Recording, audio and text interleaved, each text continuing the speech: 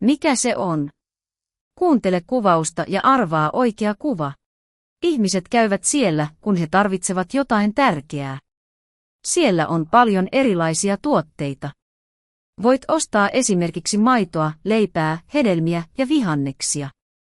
Siellä on yleensä ostoskärryjä ja koreja. Ennen kuin menet kotiin, maksat tuotteet kassalla. Mikä se on?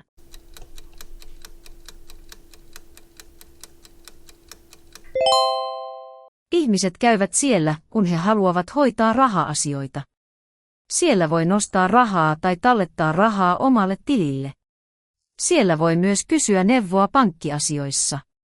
Nykyään monet asiat voi hoitaa puhelimella, mutta joskus ihmiset menevät paikan päälle.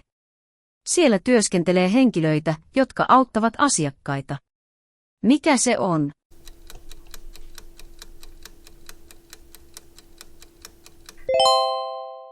Ihmiset menevät sinne, kun he tarvitsevat paikan, jossa he voivat nukkua matkan aikana. Siellä on yleensä paljon huoneita ja jokaisessa huoneessa on sänky. Kun saavut sinne, menet ensin vastaanottoon ja saat avaimen tai kortin omaan huoneeseesi.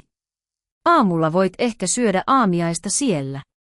Siellä voi olla myös hissi, ravintola ja sauna. Mikä se on?